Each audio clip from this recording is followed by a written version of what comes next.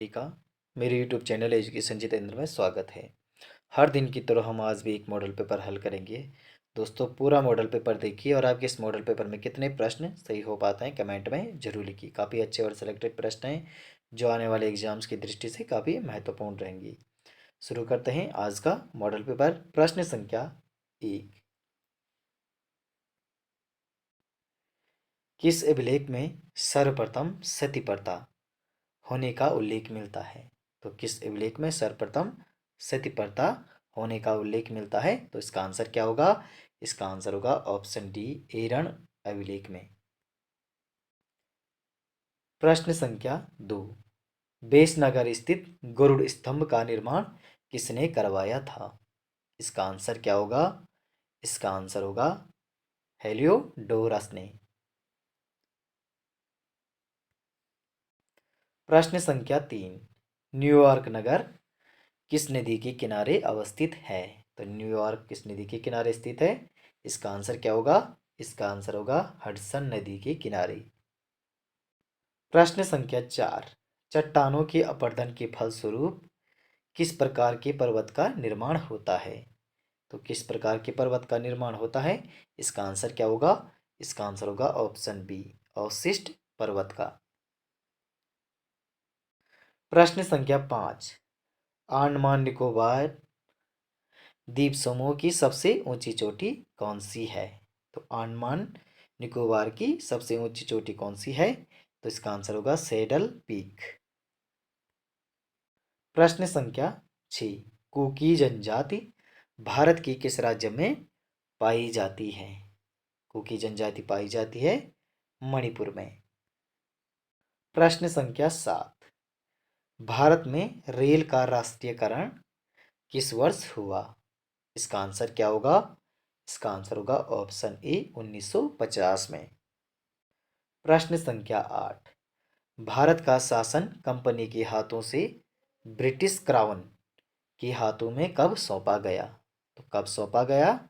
इसका आंसर क्या होगा? इसका आंसर होगा ऑप्शन डी, 1858 में।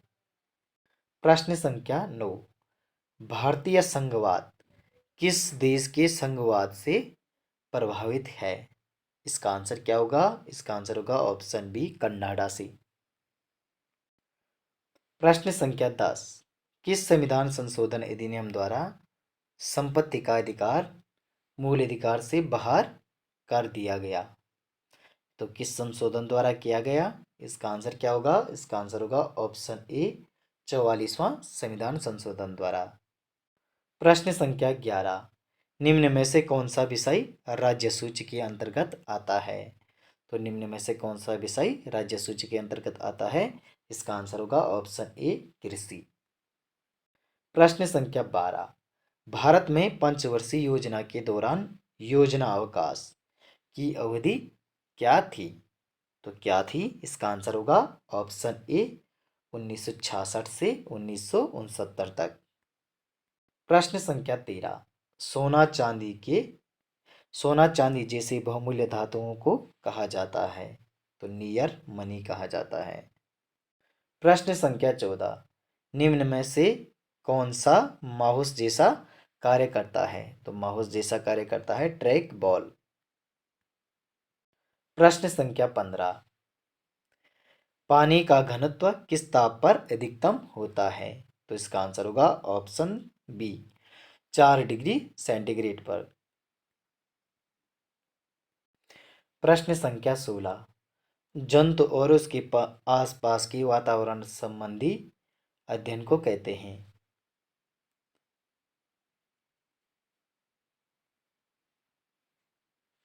जंतु और उसके आसपास के वातावरण संबंधी अध्ययन को कहते हैं? तो उसे पारिस्थितिकी कहते हैं।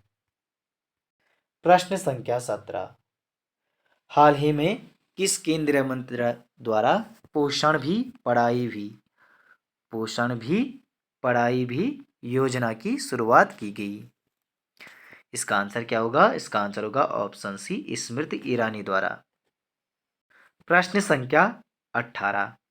हाल ही में किसे भारत रत्न डॉक्टर अंबेडकर अवार्ड से सम्मानित किया गया है? इसका आंसर होगा ऑप्शन ए योगी आदित्यनाथ को। भारत रत्न डॉक्टर अंबेडकर अवार्ड से सम्मानित किया गया है योगी आदित्यनाथ को। प्रश्न संख्या 19, औषधीय सुगंधित पौध संस्थान सीमेप कहाँ स्थित है? तो इसका आंसर होगा ऑप्शन ए पंतनगर में। दोस्तों वीडियो को लाइक, चैनल को सब्सक्राइब और वीडियो को शेयर भी करते जाइए साथ में। प्रश्न संख्या 20, निम्न में से कौन सा बुग्याल चमोली जनपद में नहीं है? तो इसका आंसर होगा खारसोली बुग्याल। प्रश्न संख्या 21, निम्न में से किस स्थान पर आसन नदी यमुना में मिलती है? तो किस स्थान पर मिलती है? इसका आंसर क्या होगा? इसका आंसर होगा ऑप्शन सी रामपुर मंडी में। प्रश्न संख्या 22, मुकुंदीलाल का जन्म स्थान कहाँ है? मुकुंदीलाल का जन्म स्थान कहाँ है? इसका आंसर होगा ऑप्शन सी उत्तरकाशी में। प्रश्न संख्या 23, देवप्रयाग के रघुनाथ मंदिर से किस पंवार शासक का ताम्रपत्र मिला है? तो इसका आंसर होगा ऑप्शन ए जगतपाल का ताम्रपत्र मिला है। प्रश्न संख्या 24, नंदा देवी राजजात यात्रा में मेढा किस स्थान से अकेले जाता है? तो इसका आंसर होगा होमकुंड से। प्रश्न संख्या 25, तप्त कुंड स्थित है? तो तप्त कुंड चमोली में स्थित है। प्रश्न संख्या 26, जिसे किसी से लगाव न हो, जिसे किसी से लगाव न हो उसे निर्लिप्त कहते हैं। प्रश्न संख्या 27, खिली हुई हवा आई फिरती सी आई चली गई पंक्ति में अलंकार है, तो इसमें उपमा अलंकार है। प्रश्न संख्या 28, शुक्ल का विलोम शब्द है? तो शुक्ल का विलोम शब्द है कृष्ण। प्रश्न संख्या 29, छंद शास्त्र की आदि प्रणेता थी? तो छंद शास्त्र की आदि प्रणेता थे पिंगल ऋषि। प्रश्न संख्या 30, अनामदास का पोथा, अनामदास का पोथा उपन्यास की रचयिता हैं।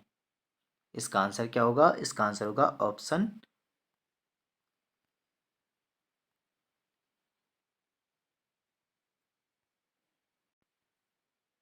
सी हजारी प्रसाद द्विवेदी का उपन्यास है अनामदास का पोथा।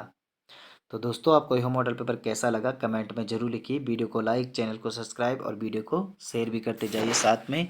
मिलते हैं अगली वीडियो में अगले मॉडल पेपर के साथ। धन्यवाद दोस्तों।